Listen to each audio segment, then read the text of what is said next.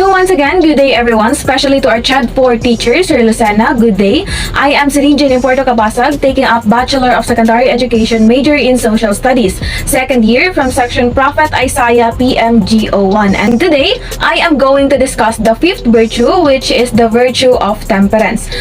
So let us first define what is temperance for us to better understand this virtue. So according to Merriam-Webster, temperance is what describes a moderation in action, thought, or feeling.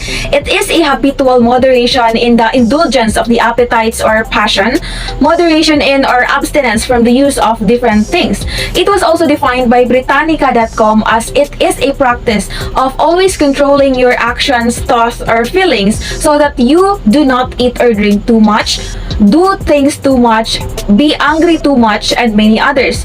Also, it was defined by Encyclopedia.com as the virtue of moderation in desires and pleasures, especially those of the emotions. So, the key word we could get from it is that it is about moderation. It's the big word behind temperance as a virtue. We have been given the five senses of taste, touch, sight, hearing, and smell. These senses are in accord with God's good order of creation, and they can involve pleasure. However, we frequently desire pleasure with our senses in excess. Therefore, there is a need for each person to develop temperance, which helps to moderate our desires that involve these senses. Words like moderation, restraint, self-discipline, and self-control describes the practice of temperance. The virtue of temperance is an acquired habit that regulates according to reason and faith. The attraction to pleasure by the senses, particularly the attraction towards food and sexual pleasure. God gave us the ability for such things as eating and put pleasure around it because it is necessary, but within limits. Temperance guides us in our enjoyment of good things in balanced moderation. So when it comes also to the Catholic Church, the Catholicism of the Catholic Church treats temperance in the context of the dignity of the human person, the human vocation, and human virtues as the power of right living.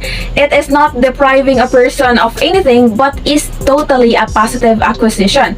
Temperance is the moral virtue that enables us to moderate the attraction of pleasures and to be able to balance our use of created goods.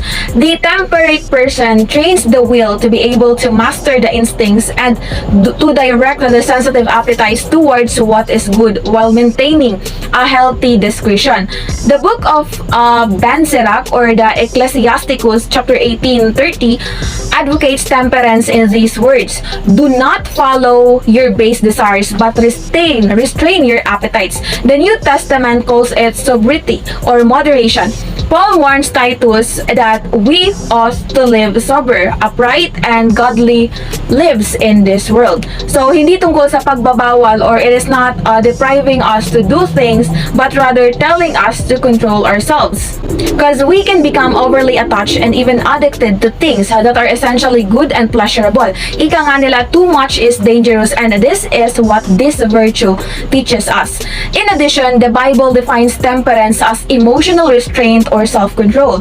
Whoever is slow to anger has great understanding, but one who has a hasty temper exalts folly. So folly is what describes someone who does not respect God. And Daniel is a good example of a person with temperance. As we all know, Daniel, as what was written in the Bible at the time when King Nebuchadnezzar came to Babylon in 605 BC and took control of Jerusalem, he took articles from the temple of God and carried them to a temple of his God in Babylon. The king also ordered his officer to bring in some of the Israelites from the royal family and the nobility, young men without any physical defects, handsome, showing aptitude for every kind of learning, well-informed, quick to understand, and qualified to serve in the king's palace. He was to teach them the language and literature of the Babylonians.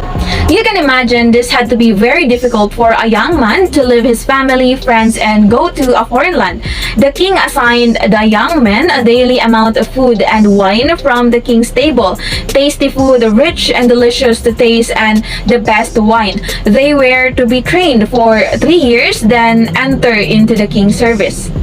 The Bible said Daniel had two friends with him. Daniel had very reason to be angry, frightened, and feel that God has forsaken him. Although he did not understand why God allowed his captivity, Daniel had a strong faith and knew he could trust God, and he chose to do so.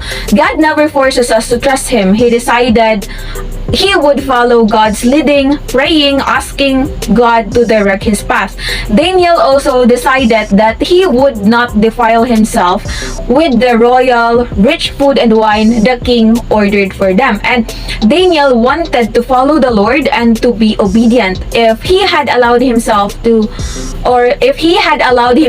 pleasure of the rich food and wine, he might have put that pleasure before God by looking forward to the good food and drink, enough wine to be comfortable in his situation, and not listen to God's plan and guidance. So as you can see, Daniel has really exercised a strong temperance to everything. Like, even though he may feel a lot of negative emotions like anger tungod sa iyahang naagian, but he chose to take moderation on what he feel, for it is what is good. Instead of being angry with God, he chose to trust God. So in conclusion to all the definitions and situations given, it teaches us that the virtue of temperance allows us to be forgiving, merciful, humble, prudent, and in control of our behaviors and instincts, prevents us from being arrogant, selfish, or any other trait that is excessive or unbalanced. So there are strengths that are included in this virtue, and those have a goal to protect us against excess, both in positive and negative things, as this promotes balance. So through temperance also, it allows us to have forgiveness and mercy. Like, instead nga ipalabi nimo imong kasuko when you encounter hard situations, with temperance, then you can really control yourself and choose to forgive and have mercy than to make any bad actions. And it also allows us to have humility and modesty, prudence, self-regulation, and self-control. So that would be all regarding my topic. Thank you for listening. Once again, I am Celine Jane in Puerto Cabasag, and God bless you all.